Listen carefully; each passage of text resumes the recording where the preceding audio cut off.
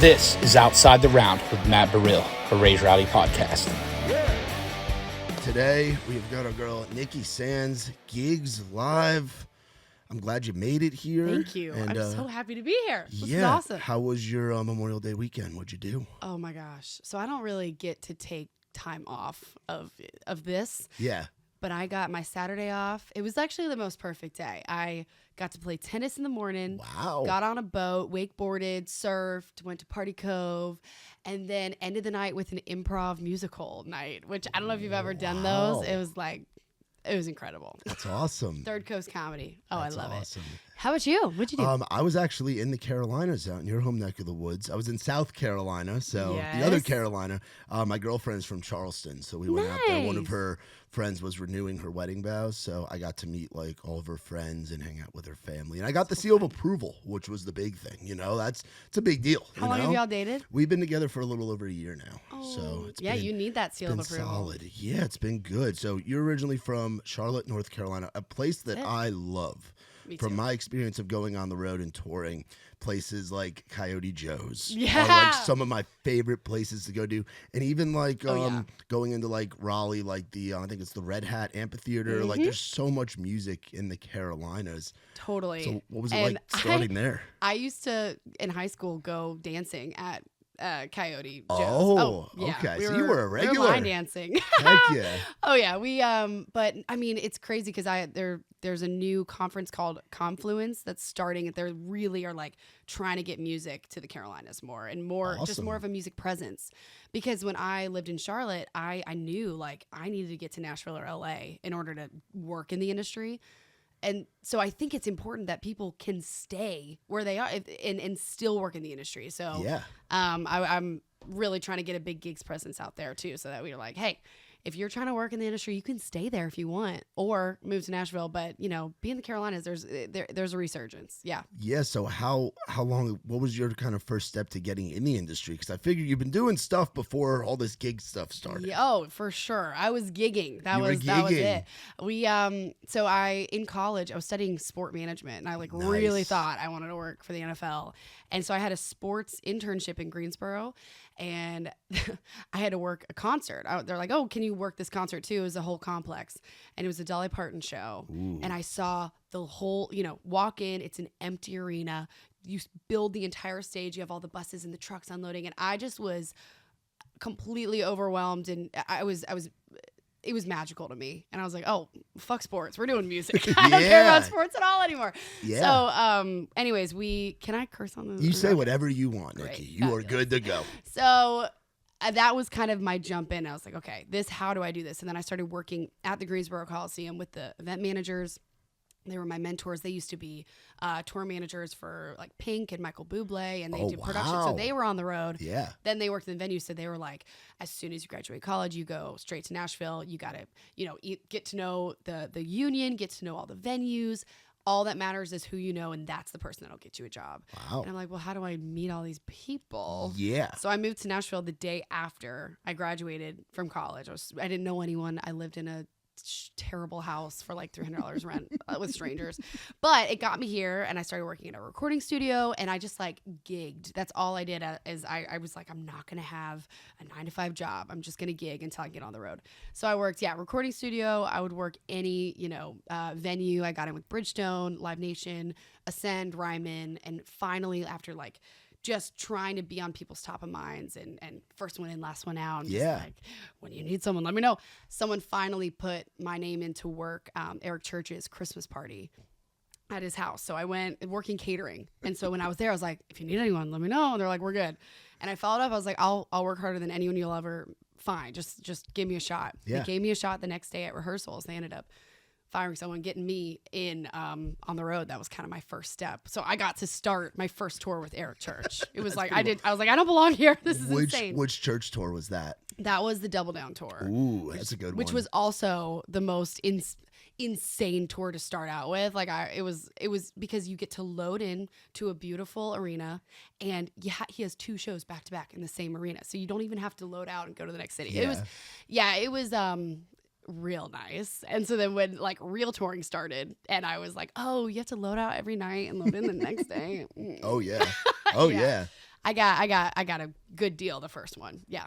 Hell yeah. That's awesome. That was kind of the start. And I mean, even when, especially with country touring, when you're doing Weekend Warrior, you're back every Sunday. So then I'm trying to fill in my days with other gigs. So that's when I would work, any sporting event. I would work corporate events, trade shows, TV and film, like anything to fill my time. So I was like just a true gigging professional. So then COVID happened, and we don't even have to get into that. That was tragic. But then when we went back out on the road 2021, I realized, oh my God, I don't think I like this anymore. I don't think I want to. I got really used to being home with my people. Yeah. So I got off the road and I was staffing tours. And that's when I was like, oh. Staffing tours, what does that entail? Because I didn't even know that existed. It's really boutique-y. So it's like with management companies that have the money to be able to say, hey, you guys have great connections. Please, we need a tour manager to fill in for this band when they go to Asia. So then I was like, how do I know? I need to get a good 15 candidates, tour managers that are badass for this level band that have Asian touring experience and know all the visa stuff. So that's when it hit me of like, I don't know that many people, and I can text as many people as I want. I can post on Facebook, BobNet. Yeah. But I was feeling like we need something else. We need something more professional. Yeah. And so that's when it hit me of like, all right, we need some kind of LinkedIn for our industry where you not only have a standard professional profile, but then you also have a standard professional job post, and you can meet people that you never would have met otherwise. Yeah, and the connections that you build on the road with other tours, like I've gotten to know folks like my buddy Rich, my buddy Joey that work on Kid Rock's tour, and like they're guys that one of them, Rich, does like the trucking and like drives the staging and drives the semis. Joey does like internal security and like all the different people that you meet in those connections and like who you know. But COVID took that away from us, and a whole generation of people didn't get to have that. Exactly. It took away the people that were about to retire, all that industry knowledge, and also it took away people that were that one person that would have connected you to the next person that would have gotten you that next gig. Yeah. So it really, we lost like 25% of our workforce. And going back out is a whole nother thing. Yeah. Like, we had COVID dogs out when we went out in 2021. COVID dogs. Dogs that every morning, every stagehand, everyone in the tour lined up, and the dogs would smell your left hand. And if the dog smelled COVID on you, it would sit down, and then they go to me, and then I shove stuff up their nose, and they're always right, and they were always positive, and we had to send people home, and it was just it was a nightmare. And then, working in 90-degree heat with a mask, I was like, this is not, do we really want to go back to work? Especially when you're used to touring before then. And think about all the OGs that have been touring for like legacy tour managers, techs, rigging folks. Like that's why they got into real estate. Yeah. Which is crazy. But now, Giggs, how long have you been doing this project? So I started this 2022 in the summer, and I was crazy enough to be like, I'll create a tech company, not knowing anything. And so I got with the Entrepreneur Center here and like met with any person I possibly could. And finally, I thought we could launch it to the world like 8 months later. No. And then I bootstrapped it. I put about $200,000 of my own money into this. Wow. And I went with this Polish development company, ended up not working out, went with this other company, ended up not working out. And I lost all my money on this tech and what I thought we needed for our MVP of it. So then I had to start fundraising, and finally, so I've raised about $500,000 now with 14 different strategic investors, and we launched the product in November, so about 6 months ago, and now we have over 10,000 people on there, 400 companies. We've filled 200 jobs, over 200 jobs now by like Live Nation, Red Light Management, Claire, Tate, PRG. Like it's blowing my mind that it's working so well already. We got a lot of work to do, but we're thrilled, and we're still raising money. It's just a never-ending, tech company. If you're doing it right, you got to spend the money where it matters. Yeah, absolutely. Yeah, that's so fucking cool to see. Someone who was out doing the Weekend Warrior stuff's what I used to do. Yeah, okay. I want to hear more about that. You were merch? I was in merch, so I was the merch guy for Muscadine Bloodline for about a year. Oh, nice. And that was fun. I was with them right before COVID, so it was like before Me on You had come out. It's when like Porch Swing Angel was the big song. Yes. So I was out with them in the Sprinter van and just dogging it and going. And then COVID hits, and then I ended up getting connected with Trey Lewis. Him and I hit it off, become good friends. Dick Down in Dallas does what it does. Trey needs somebody to sell the Dick Down in Dallas t-shirts and the stickers and all that stuff. So I ended up going out with him because he started touring again December of 2020. Like, whoa. Right, yeah. Oh, yeah. Risque. Lots of time to Texas and Florida. Lots I was about to say. Lots of trips in Texas. Not going to California. And it was wild. And then I got thrown into the tour manager role. And I'd never done it before. And having to go some weekends in a van. The good weekends were in a bandwagon. Then eventually we're in a bus for a little bit. Then we're back in the van. And who's driving? Are you driving? I'm driving.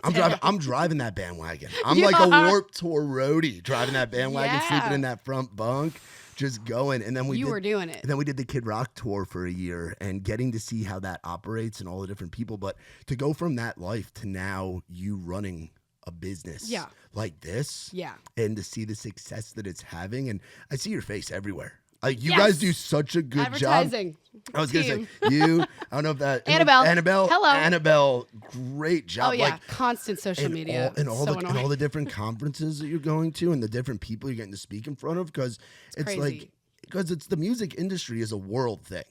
We happen to live in a hub in Nashville, and there's other hubs like New York, like LA, like Austin, Texas, and I'm sure there's hubs in London, in Tokyo, in different places. Oh, yeah. And this service can be used around the world. It's not a niche Nashville thing. And it can be used for all live events. Yeah. So that's kind of the long term. We're starting niche with touring in the U.S., but then, I'm going to New Orleans on Sunday for a conference for NEVA. It's a National Independent Venues Association. That's a big one. Yeah, amazing. Yeah. Huge conference. And I'm like, oh my gosh, we've already had so many venues hiring people successfully, not only for the day-to-day operation staff, but security, and then also for, the internal full-time staff team that's like talent booking, and like they're doing marketing, and so venues, huge client of ours, big employer posting and jobs. that's where you started, was on the venue side. So it's cool that you get the venue side, you understand the sporting event side, because that's your big passion, which I started out with sports too. Sports is where I what were you doing? My start. So I wanted to be like, I had a sports blog when I was like 12 years old, and I was like, I want to be with ESPN, I want to do this, I want to do that. Grew up in New York, so like you have the Yankees and the Giants, and it's like you have 13 professional teams. We're spoiled up there. And then when I was in high school, I interned with the MSG Network, and I was doing on-camera stuff with them, writing blogs, doing beat writing on lacrosse and wrestling and hockey and all this different stuff. But then the music industry just took a hold of me when I was in college. Yeah. Right? You just forget about little sports. Yeah. Which is crazy to say, because the sports industry and sports entertainment is massive. Yeah. But there's something about music, and there's something about the energy of it. Are you a musician? No, I have no musical ability. Wow. Okay, but you're an appreciator. I say that I'm good at listening, and I'm really good at talking about it. Okay, yeah, you definitely have a voice. You got it. Yeah, you should be doing a podcast. I got that radio thing. Yeah, I used to. That's true. The radio station I worked with a soccer mom station. It's adult contemporary, but it's soccer mom. So it was today's hits, yesterday's favorites, Magic 98.3, and it was like Bruno Mars, Bon Jovi. It was talking to soccer moms in New Jersey kind of thing. And I always like doing the broadcast stuff, but then you get down here, and it's like the songwriting community is kind of its own thing. Then the artists that are cutting their teeth, and then you have like the labels, and then the booking, and then the management, and then the touring's a whole other side. And it seems like Giggs, you're able to help everybody along that chain.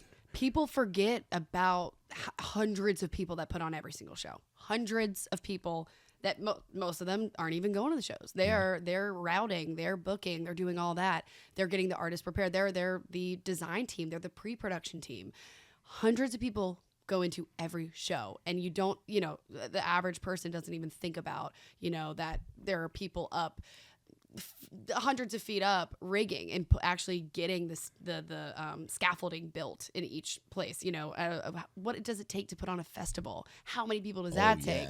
I dipped my toes in the festival world and quickly realized I didn't want to work another festival. That's a big part of what we do with Raised Rowdy. We go to a lot of festivals. Amazing. We kind of started as like my business partner, Nick, who's the founder, when he started it, they were going to a festival in Ohio, just being country music lovers, and then it evolved into being a company. But so we're going to I think 10 festivals this year. We've already done 3 of them. The next 2 weeks we're going to be emceeing on the stage and doing all kinds of cool stuff. Yeah, the tailgate and Tall Boys in Iowa and in Illinois, which is going to be pretty wild. Oh my! But it's the festival thing is a whole different thing. And then you were talking about people getting out of their jobs, or like COVID made things like really weird. I remember the bus shortage. It's still It's still a thing. Yeah, it's oh gosh, constantly text. Anyone have a bus? Anyone know about? Oh yeah, or a bus driver. Which I'm sure that's an occupation that gets filled with gigs too. Oh, big time. We anyone from a tour manager, production manager to rigging, audio, video, lighting, makeup artist, catering, hospitality, bus driving, truck driving, security, VIP. I mean, it's like everything that you could possibly think about is backstage.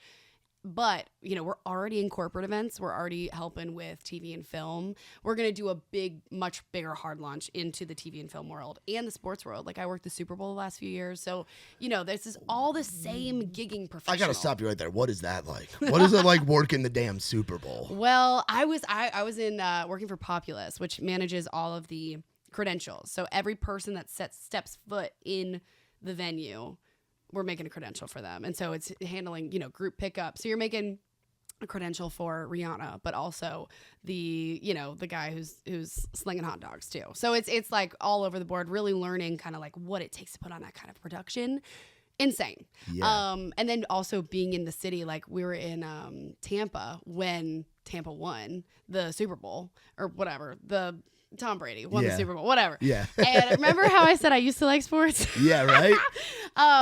Which was just wild to be a part of, like being in the city. But anyways, no, I mean, I still have a love for all live events like that. So, the same gigging professional that's working at that recording studio, that's slinging merch, is the same person that's going to be behind the scenes working sports and TV and film. Like I've worked. I worked the casting for The Bachelor. Random gigs. You really said yes to everything. I didn't say no. That is my advice to every single person. Such a key. You're never above your job. Like I've done jobs I did not want to do. Like I was working a corporate event and I had to go on a pedal pub and be on a pedal pub. I was like, what? Didn't I get a degree? But like, then it's if you ever have a thought like that, you're thinking wrong. Like you're never above a job, and every single gig, every networking event is that next opportunity to meet the right person.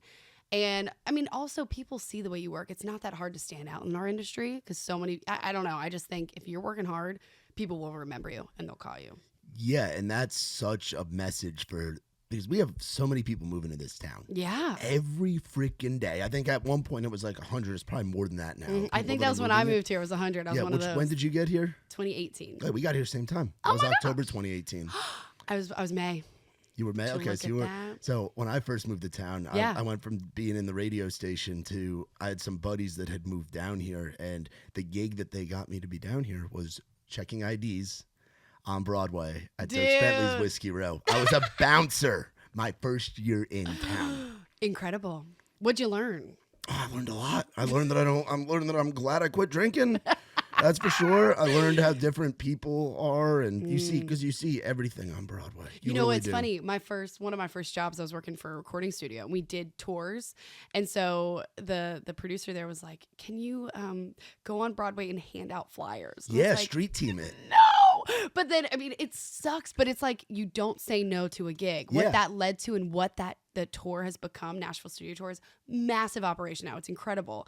And so kind of being on the ground floor of that and like the sales and the cold calling, like you just don't know what you're going to learn in everything. Yeah. And if you think you're above any job, like you're not meant for this industry. Yeah. I mean, I have all kinds of war stories from Broadway, and doing that. But there was a guy there that I worked with. His name was Tyler. And then Tyler got the Muscadine front of house gig and was like, "Hey, I think you'd be good at selling merch." And I almost didn't take the gig because I was like, I need my $15 an hour on Broadway and the door money that you get working the door. That's a whole other conversation. Let's talk about that. Yeah. That was back in the day. But by being at Whiskey Row and meeting the folks that I did there, that led me to the Muscadine gig, which led me to the Trey gig, which led me to meeting my business partner Nick with Raise Rowdy and getting the other half of that. And now we've been doing this full time for a year, and there's nothing in it, but it's every little step. Mm-hmm. And in this industry, you're not going to get, from a LinkedIn posting like, "Oh, how'd you get this job?" Well, I applied to it on LinkedIn or Indeed. LinkedIn sucks for music. No one's on it. That's why we need gigs. Yeah. Everybody else on it. Like my little brother that works in like FiDi up in New York is like, why is it, what you should put your stuff on LinkedIn. I'm like, dude, nobody sees it. Instagram is more of our, I call Instagram the Nashville business card. But now, with a thing like gigs, if you're, especially like with us, professionally, professionally, and someone that's in the industry but isn't writing songs, isn't playing in the band, isn't on the stage during the performance or in the writing room, this gives us something. Exactly. So on the gigs profile, you can show any touring experience and non-touring. So whatever, any gig you've ever worked, put it. It's important. And then you also put, if you can work any consoles, any qualifications you have, certifications. And then you got, your references on there too. And then I can be endorsed by, you can endorse me for being a tour manager or production assistant. Is it someone you worked with or someone that you saw Exactly. along And then the way? you're publicly putting your face on my profile saying, I endorse Nikki, which is important for this word of mouth industry. Yeah. You can also endorse me for a good hang, for a good, punctual bus hang, like things that do really matter. Bus hang and punctuality are so important. Trustworthy. Yes. The soft skills. Sometimes you're like, man, I don't need, a really skilled person. I need someone right off the bat. But if they're endorsed for being a good hang and I can trust them around my people and like they're not going to cause an issue or any drama, like you're going to hire that person always. Yeah. Yeah. So it's interesting kind of creating a professional network for people who refuse to be corporate. But we need it. And I mean, we had our first kind of like professional networking event, but we had it at next door to the Basement East at Lakeside Lounge. That is perfect. Yeah. Good on you. Oh yeah, we're gonna have it at all dive bars. We're gonna network at a bar, and it's gonna be a hang. It's gonna be a hang. It's gonna be a hang, and be like, oh, like not the stuffiness of like picking up your card and being at the table, but actually hanging with other guys and girls that are in the industry. That's the way to do it. Honestly. We raffled off a pelican too. It was like an awesome pelican. So we're like giving people what they actually want. Yeah. But I know people got gigs from that event. They were like, they would message me and say, I actually got coffee with this person and they're gonna take me out on the road for this thing. And I'm like, we have done exactly what we're meant to do. And so we're going to actually have events up in Boston. We're partnering with Berklee School of Music. We're going to have them in New York City. We're going to have them in LA, some in Florida, New Orleans, Austin.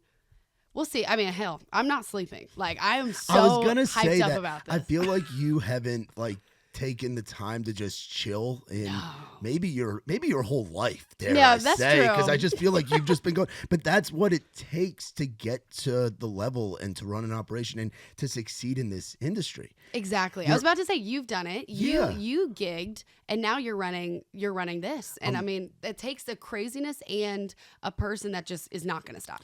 Yeah, and the passion for it. It's the love for it. It's not for the dollar signs. Dollars are great. I love to have a ton of dollars. But there's something special about, like with us, we do a lot of live events in town. We do 10 to 15 Raise Rowdy events a month, whether it's writers rounds, our full band showcases at Losers. And like last night we had a kid, Braden Stewart, young kid, 19 years old. Got up there ripped, like Texas rock style stuff, like that East Texas, like Coetzel-y kind of thing. Hell yeah. And getting to be his first show in Nashville and seeing him, and it was a little 3-piece thing, and seeing him and his guys, just the joy and the excitement they had of playing a show in Nashville. And it's like, that keeps me going for what we do. And that's our part of it in the community. Just like for you, it's hearing that this guy or this girl came to Lakeside and then got a job. You kidding me?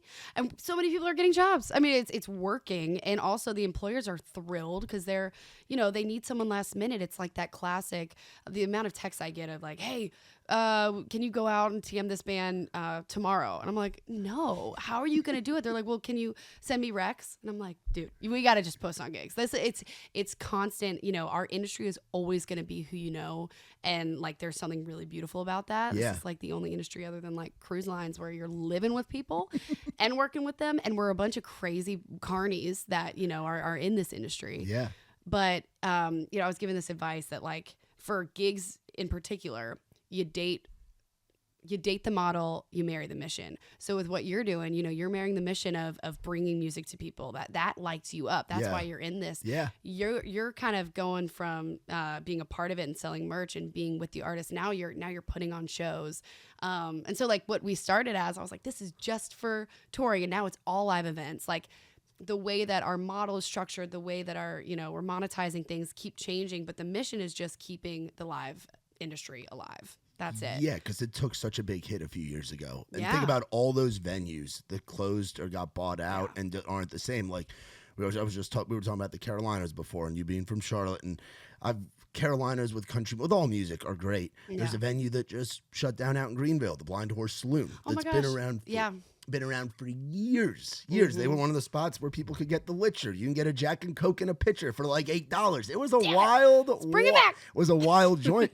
But there's venues that, like the whole scene in general, people didn't know exactly what to do. So by now having this resource is a big thing. And it's honestly our biggest competition is just the culture of the way everyone's used to be doing it. So like if someone has a gig, they're just going to text everyone first. And so what we're building now, so right now it's just profile, post jobs. It should be ready in a couple weeks. Basically a CRM, a contact management platform. Wow. So like I've been asking all these big, huge companies of how are you managing your list of freelancers? When you need an LD or when you need a TM, how are you going about it? They're like, oh, we just text them. So this is allowing them to upload the whole, take red light management. Everyone has their own contacts. Everyone can upload them to the massive red light management CRM in Giggs. Go to those people first, and when they can't find anyone, they could either post a job or they can search our full database. And so we're building this out. We're going to integrate a whole calendar component, so it's like, you can see when people are available or not, and there's just a lot we can do. Yeah. Wow. We got a good team. Yeah, so how many people are on the team right now? I know Yes. we got you, we got Annabelle. Got in there. Annabelle. We got Annabelle right there. Yeah, if you see my face, it's because of Annabelle, so thank you. And I don't have to watch all of it. She does. That sucks. So, we got my CTO, Taylor Preston. He's incredible. He's worked with a lot of different startups and just a genius developer, coder. So we got him full-time. We got Annabelle. We have Stephanie Beta, who is just hopped in as customer success sales. And we have Enoch Yang, who is in Charlotte doing remote kind of the operations and customer support. So we're a small team, but we're mighty, and they're like, I can't believe they deal with me. But and we have like an incredible board of advisors. Like ever since starting this, I know that I know nothing, and I still like know nothing, and I'm just trying to be surrounded by the smartest people who can tell me, who can give me really blunt, honest feedback. And for the first, we've been doing it for I've been doing it for 2 years. I would try to meet with like 5 to 8 people every day, whether that be someone who's in the startup world, in the tech community, in marketing, sales, and then in music, and give them this idea and hear their thoughts. And, every time someone had a question that stumped me, I would go home, I would rethink this, and then I would now have an answer to that question. And so I finally am now kind of at a place where, all right, I can answer the basic questions, but where's the future? Well, where do we want to go? And that's where, I'm asking our employers of like, oh my God, you guys need some way to manage your contacts. Let's build it. Done. Oh, you don't like that? We'll change it. Done. Like the only reason we're going to have this company is if you guys like it. Yeah. So we're going to make it exactly how people want it. And then we're going to really focus on, the professionals and building out that robust, like building a whole just mobile app too. Right now it's web, so you can use it on mobile, but that we're going to build app a whole. is going to come in handy for the guys and girls in the trenches on the road. And exactly Because it's going to be what no Wi-Fi. Yeah, what are you gonna do? It's going to be like we used artist growth. I wasn't around long enough to be on like a tour with like Master Tour, but we did artist growth, which was like the same kind of thing. Oh yeah. But you're talking about having a team. That's no different. Being an entrepreneur and being like doing what you're doing and then finding the right pieces to take it to the level of where you want it to go. It's no different than like an artist signing a publishing deal, signing a record deal, signing. Because the artists are running their business just like you're running yours. So it's like we hear guys and girls talk about, I met my manager, and then I got my booking agent, and then I got my publisher, and then I signed my record deal. And it's like all your members of the team facilitate that. If you also think about it, even smaller than that, you were your own company too as a freelancer. Yeah. When you were doing merch, when you were on the road, when you were doing radio.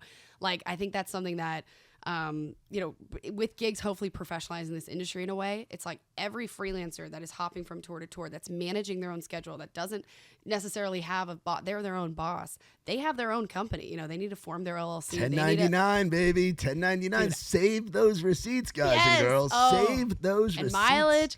Dude, I think it was like 12 1099s in 2019 because it was like when I was on the road and then I would work any small. Yeah, it was. Yeah. So we could also maybe Giggs offer tax tax services to people too. Yeah, right. There's a lot you can do. Yeah. That's awesome. Anyways, okay, so you went from radio and then doing this. Where do you see this then going in 3 years? So Raise Rowdy, we're a country music. We have the lifestyle brand with all, as you can see, all the hats over there and all the shirts.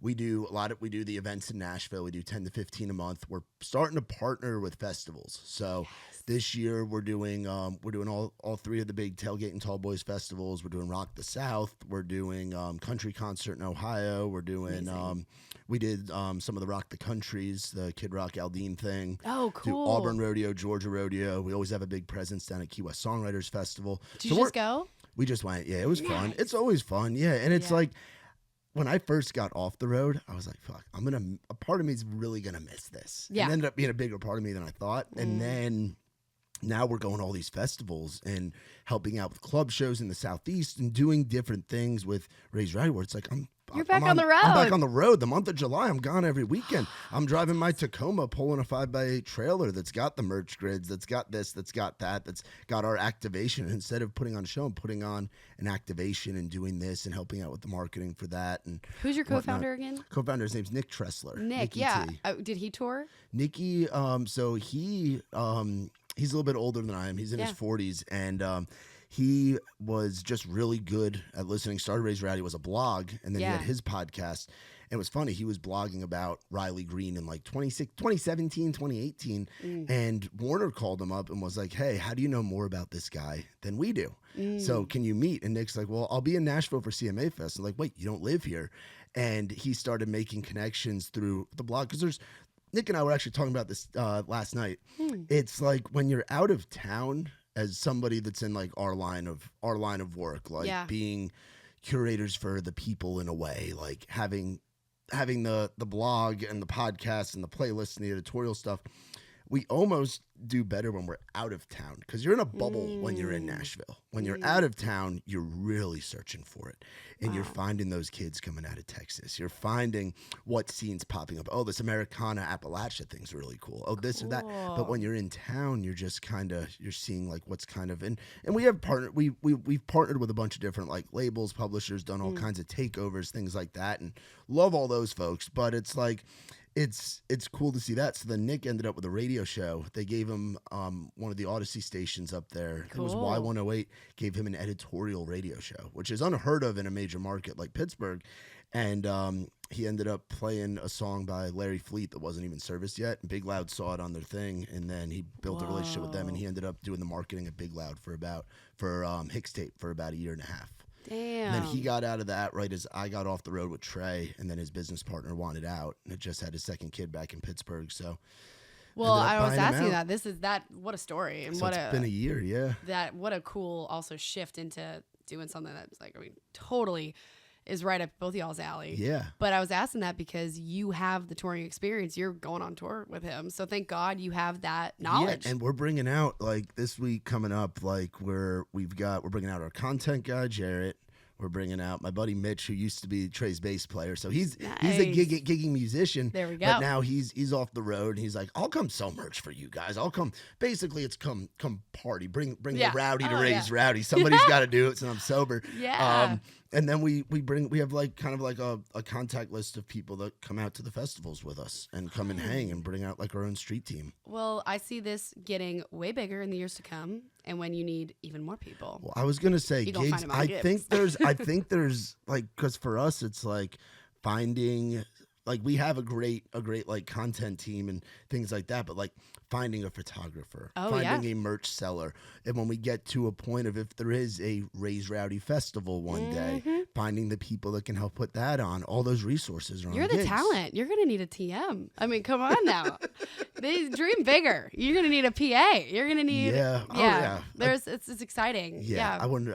It'd be crazy to have somebody doing the job that I used to do. Doing it for me would be freaking wild. It'd be wild. That's your.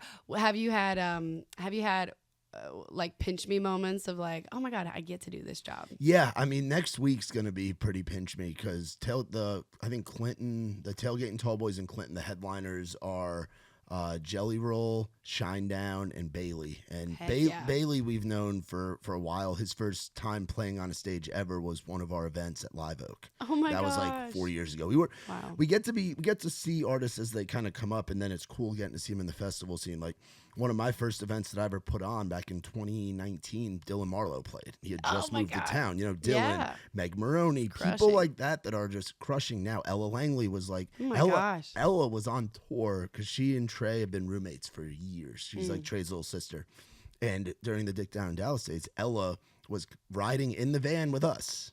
In the 4350 opening acoustic. She probably did like 40 or 50 dates with us over the span of like a year and a half. So to see where she's at now, where she's got that big song with Cameron Marlowe that just went to radio. So getting to be on stage for 10 minutes at a time, hyping up the crowd at a festival like that and getting to introduce people that I once introduced at Live Oak at a festival, that's going to be a pretty big pinch me moment. Congrats. That is so amazing. Have you had any yet?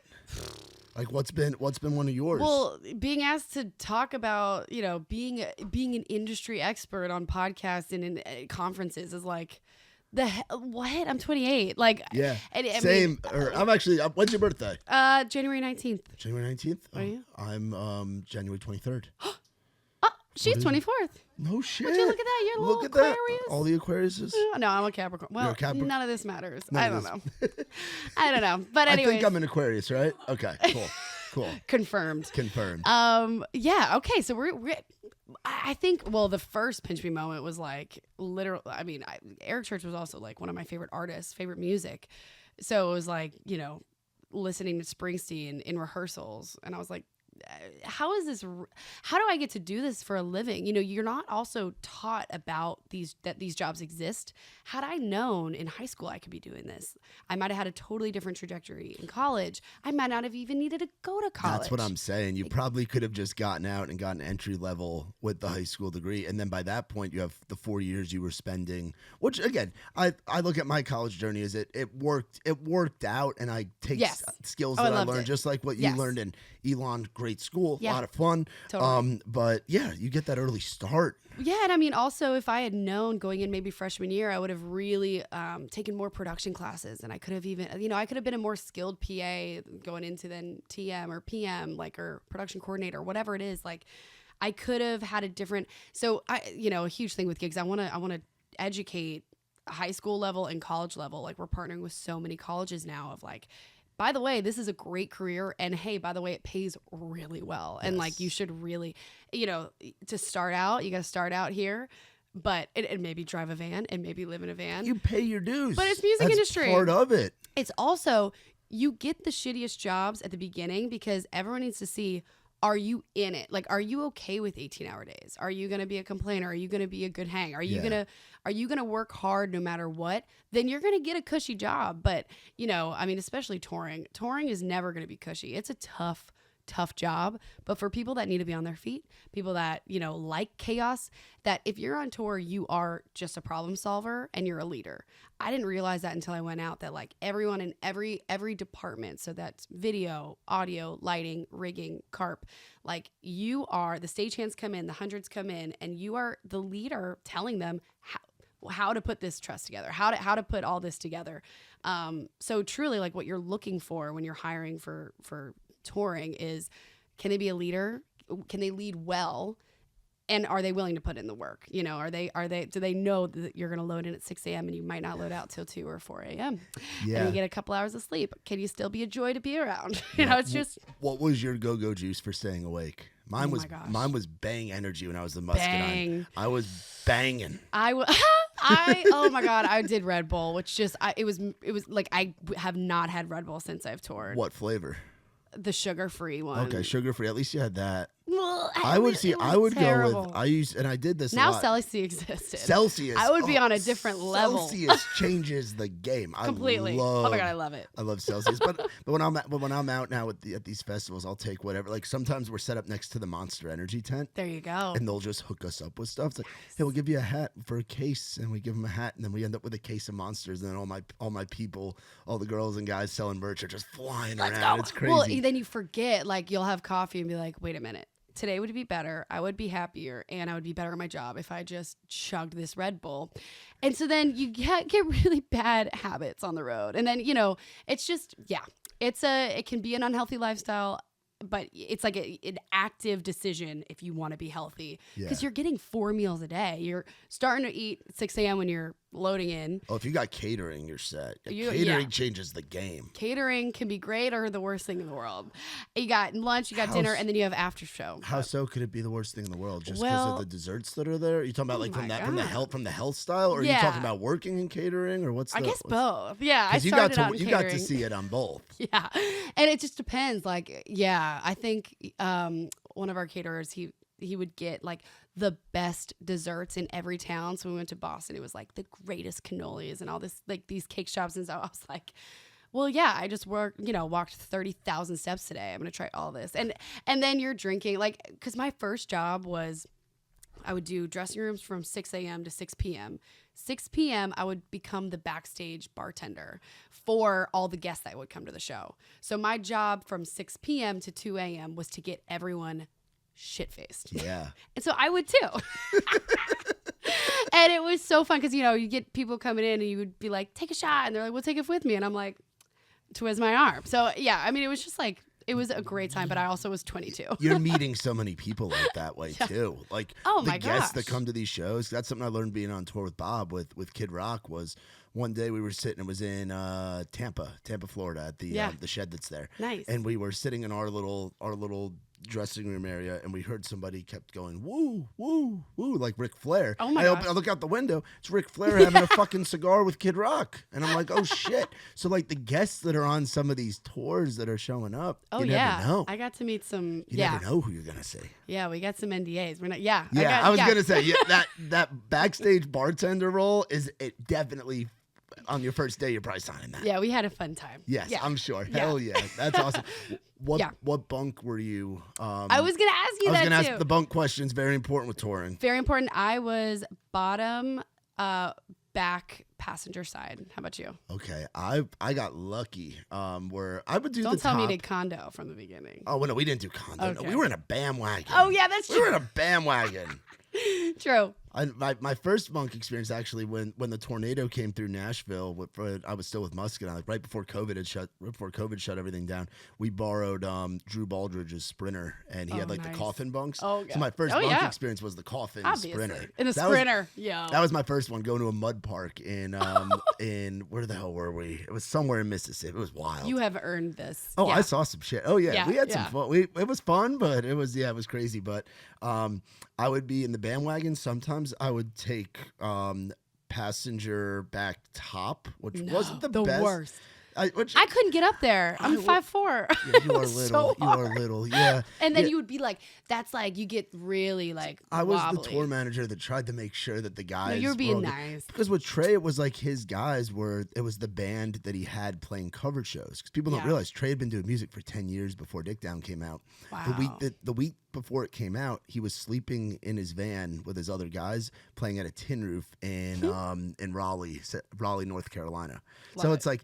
Those guys, they got out there and got a taste of it. Shit got wild. Wow. It was a wild gig. Yeah. It was a wild gig. Man. And I mean, hell, who am I to talk? Like, I had, a few years touring, and then I kind of got out and went to staffing and did this. There's so many just, way more insane veterans. And like part of gigs, I really want to prop up, especially the older veterans that made this industry is only like 50 years old, so like they made this what it is. And so we were gonna have like a mentorship thing, but anyways, that's all that to say, because the OGs, the old heads, love mentoring. And we need it. They love it though. We got millennials and Gen Z coming in being like, I need a work-life balance. And it's like, do you know what industry you're in? I don't think you I need a work-life balance. Oh, what do you mean I got to sleep in the van? Yeah. Oh, what do you mean? What do you mean lunch is pulling into this Exxon because we're running a little late? What do you mean the trailer tire popped because the axles weren't greased? Oh, what do you mean you don't get to go home for a few months? Like, that's the job. If you don't like that, then you should. So it's like we do need some tough love from the vets to bring when people are coming in of like, that's why you get the shittiest job. That's why when you start out, you're the first one in, last one out, and like those really physical jobs that to start to be like, can you actually make it? Do you even like this? If you don't like it, we don't want you. Go out. But if you do like it, then you're meant to be out here. Yeah, and that's a sign for, I think, a lot of different things in Nashville. You know, like the grind is so important. So when you're not out there grinding and doing this, how do you relax? What do you do when you're not in Giggs life? Because I know it seems like this is it. It's a 24-hour job. No, I get burnt out. So I get burnt out all the time because it's never ending. But so I'm learning to like at least once a month I take like a Saturday off, and it's awesome. And so like, I got out on a boat. It was fabulous. Genuinely, if my week contains Wednesday night Bible study, Sunday church, and like Sunday supper with my best girlfriends, like my week is good. If I'm working all the rest of the time, fine. But as long as I have time for those, like I have a good week. But relaxing.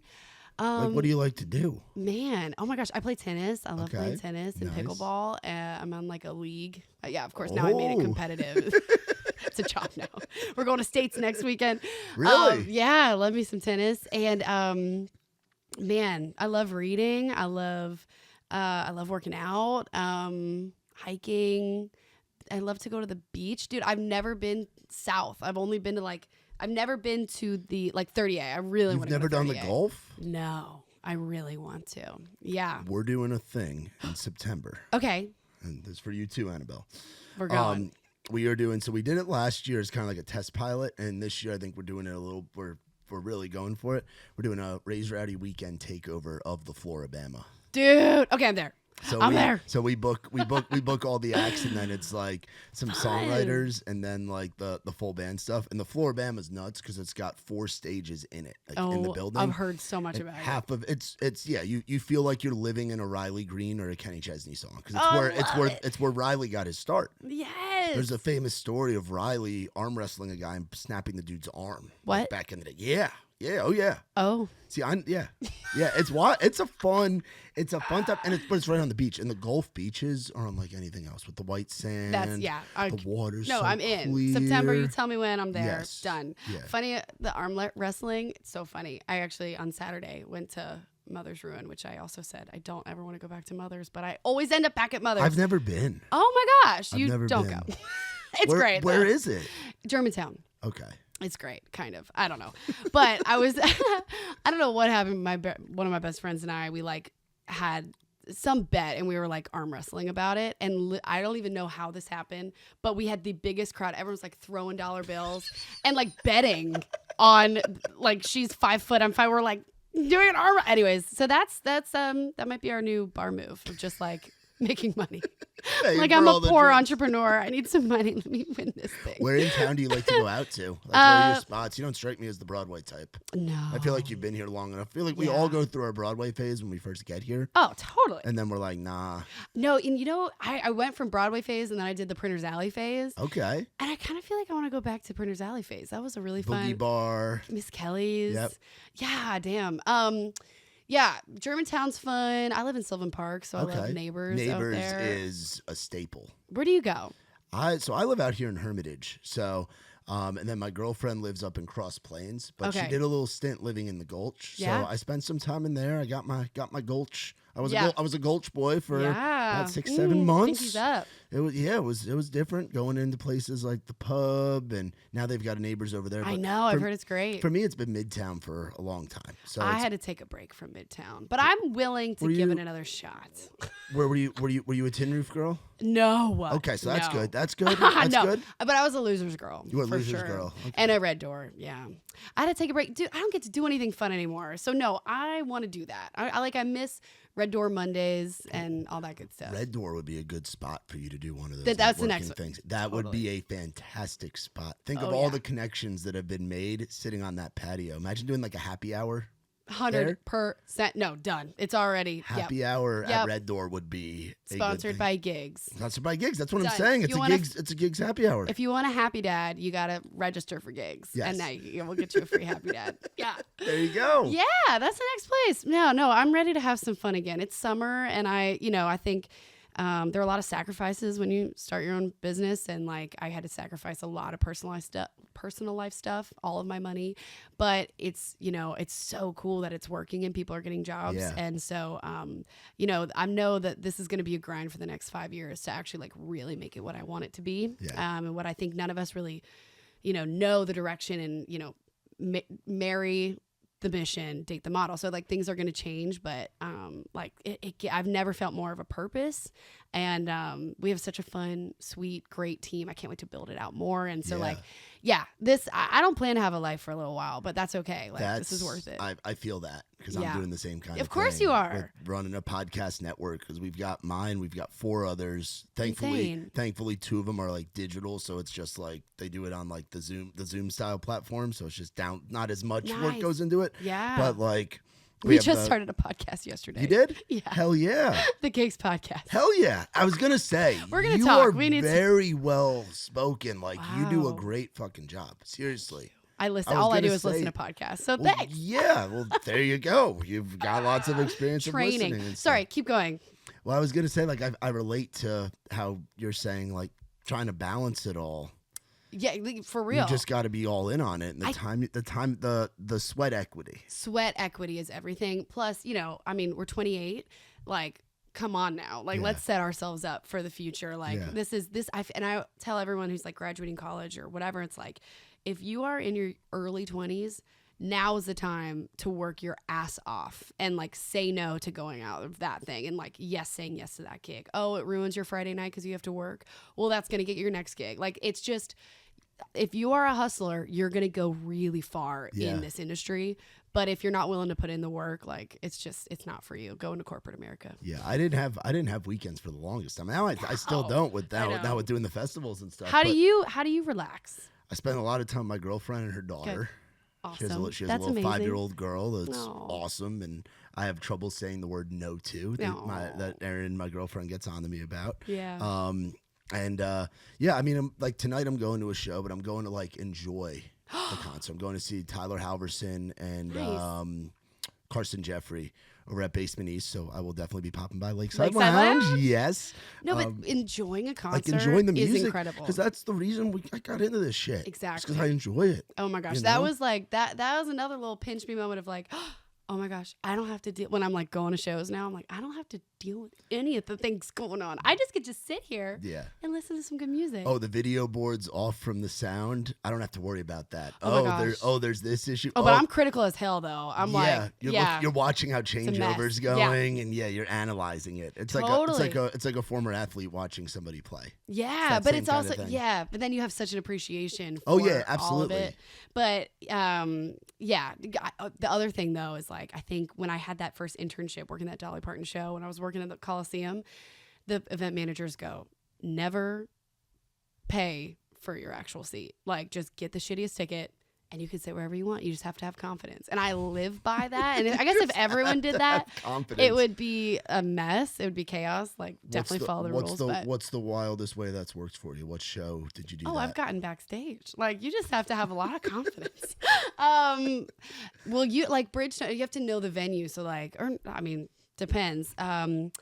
If you buy, oh my God, recently I went to Ed Sheeran. We got tickets like that day for the 300s at Nissan. So we walk in and I see the guy who's giving out wristbands for the floor. And I was like, is this where we get the wristbands? He's like, oh, do you have floor seats? I was like, yeah. I got it for like 10 of my friends. And we were on the floor and it was just awesome. I was like, damn, like I'm totally taking advantage of that guy. Didn't know, but he should have known. That's fucking.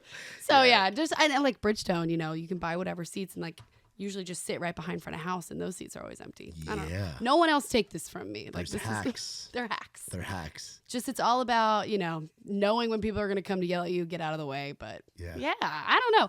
I think like if you don't know that kind of confidence and that energy of kind of knowing where to go is kind of like what you need to be in the industry too. I don't know. I think I could get some hate for that, but anyways. I don't think so. I love it. So you went and saw Ed Sheeran. What kind of music do you really do you vibe with now?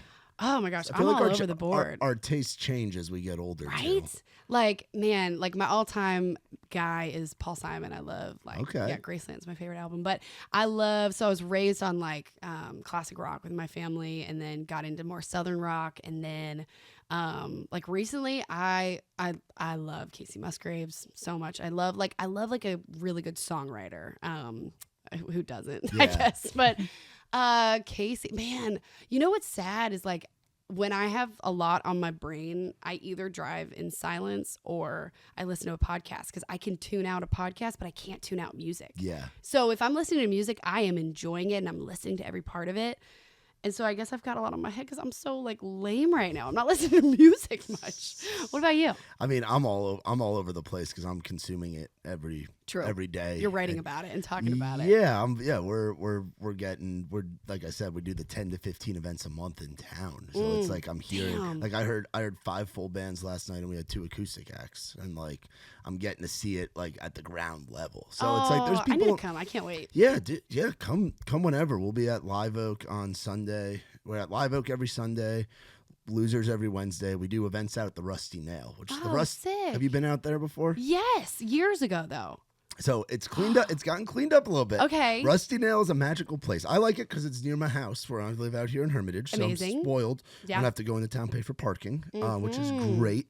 And then they have the volleyball court out back. So we do our events. Like we do one a month called Rhythm and Smoke, cigar and Sick. whiskey. Oh, cool. And they have that little back patio stage where we put 2 people on while there's co-ed volleyball league going on. That's so what I want to play volleyball. So they have, Nail's the place to do it. Wednesday? Wait, when is it? What day is this? This is Monday. Monday. So we do that I'm one going. Monday. Then we have our buddy who is now part of Trey Lewis's touring crew. Used to be his drummer. He's our buddy Matt McElwain. He books it. He books an event there the other Monday, and then I host at Live Oak every other Tuesday. Your schedule is full. All over the place. You don't sleep either. No, I don't. But sleep when you're dead. Yeah, that's exactly what I was gonna say. Sleep when you're dead. Well, Nikki, I appreciate the hell out of you coming and doing this. Amazing. And Thank you. I can't wait to see your podcast is gonna crush. It will, honestly, because you're gonna be able to have like the advice, the nuggets of knowledge that you just gave during this. You doing that consistently, and the visual content of that, and like pair that with going to all these conferences and just giving kids hope, because it's daunting when you get out of college and you don't know exactly what you want to do, or you're like, I want to work in music. Now they have a place they can sign up and they can go fucking work in music. There we go. And they're gonna pay their dues. Mission. So seriously, I love what you're doing with thanks. gigs. As somebody who has gigged a bunch, Exactly. I appreciate you We doing need to get you on gigs. You need to make a profile. Mm-hmm. Yeah, I'm probably gonna have you help me with that. Yes, I got you. We will for sure do that, and because I love what you're doing with it, and I love the give back to the community. That's something we'd like to say with Raised Rowdy, is that we love giving back to the community, and the community. You're doing it every community week. For us is the songwriters, the artists, the music fans, things like that. Community of the workforce that gets so taken for granted, and hasn't had the resources. You're doing a shit ton for, and I'm so excited and thankful to have you in this town and in this business. Oh my gosh! Seriously, Damn, you're I know. So sweet. I'm a good hype man. Yeah, I'm a good hype man. Oh my goodness. That's why they like me introducing people on stage. People are like, wait, you just gave that introduction, and like it could even be somebody that I haven't met yet. Great, like yourself. Or that is your superpower. You're gonna crush it next week. Oh my gosh, enjoy every second of it. Oh, it's gonna be wild. Full circle moment of kind of the steps you climb and where you are now. That's incredible. We're excited going to Iowa. Lots of corn. Lots of corn. Lots of corn. It's gonna be awesome. Lots of flat. Yeah, that's gonna be great. Lots of country music lovers. So that's gonna be amazing. Yes, we love the Midwest. So where can people go to find you on everything? On Instagram, I'm Nikki Sanz, NIKKISANZZ, and follow Giggs at Giggs, GIGGS.live. We have a TikTok, I think, and a YouTube, and we're constantly posting gigs. And so to get on Giggs, go to gigs.live, GIGGS.live. And you can use the promo code, if you're listening to Raised Rowdy, Giggs-Raised Rowdy, to get right in, because we vet everybody unless you have a referral code. So if you're listening to this, you got your referral code. Get on in there, start creating your profile, and applying to jobs. That's awesome. Oh, yeah. Hell yeah. Love that. We all be sure to check out our girl, Nikki Sanz, and be sure to visit Giggs. any guys and girls out there, I know you guys watch this shit. I know you guys ask me all the time about touring and stuff. Go to Giggs. Go check out Giggs live and be on the lookout, and follow our girl Nikki. And thank you guys and girls as always for watching and listening to Outside the Round. For more on us, visit raisedrowdy.com. Shout out to our new friends from Surfside, Matt Quigley. We love you. We love the folks at Surfside. Great vodka iced tea, lemonade, all kinds of flavors. We're going to send you home with a 4-pack. Yes. Here. Take it out on the boat with you. Bring it to girls' dinner on Sunday. Y'all can arm wrestle for it. It'll be awesome. But oh my thank you guys as always. For my girl Nikki, I'm Matt Burrill. This has been Outside the Round. Thanks, Matt. I ain't never been the kind for staying in one place for too long. I ain't never been the best at saying I love you to a girl I love. Only got a couple tricks on my sleeve. They usually just make